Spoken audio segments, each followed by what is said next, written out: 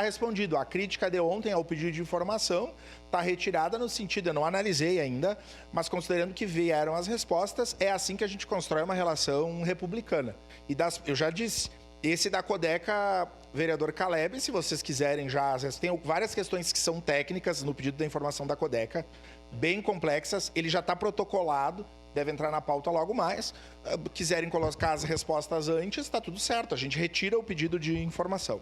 Sobre esse, votaremos favoráveis e acho, o vereador Fiuza, o senhor que esteve lá na secretaria, trouxe outro tema e que a nossa bancada, tem a vereadora Rose que trata com muita competência o tema, e eu e a vereadora Estela sempre também falamos, mas a vereadora Rose tem essa referência, que é a questão da mobilidade. É isso.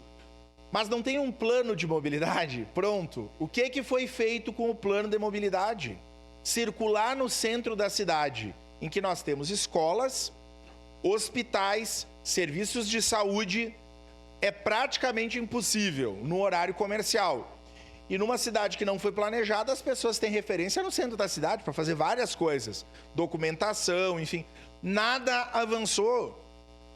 Eu canso de pegar a Avenida Itália e circular pela Sinimbu até a BR-116, os ônibus não conseguem se movimentar. O tempo amplia a cada momento. Então, por mais que o governo quisesse investir em mais linha e horário, se não melhorar a viabilidade não vai adiantar, porque eles vão trancar na Sinimbu e na Pinheiro Machado.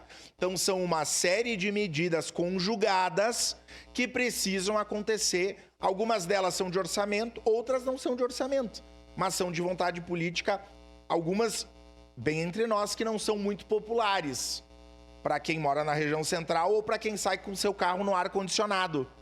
Mas nós temos que priorizar o ônibus e o transporte público. No momento oportuno, eu acho sim, e só concluo aqui fazendo um elogio. Vejam que desse pedido de informação surgiu uma discussão profícua que traz vários elementos que são importantes, mas que quem faz gestão precisa colocar em prática. Muito obrigado. Para a sua manifestação, o vereador Cláudio Libardi.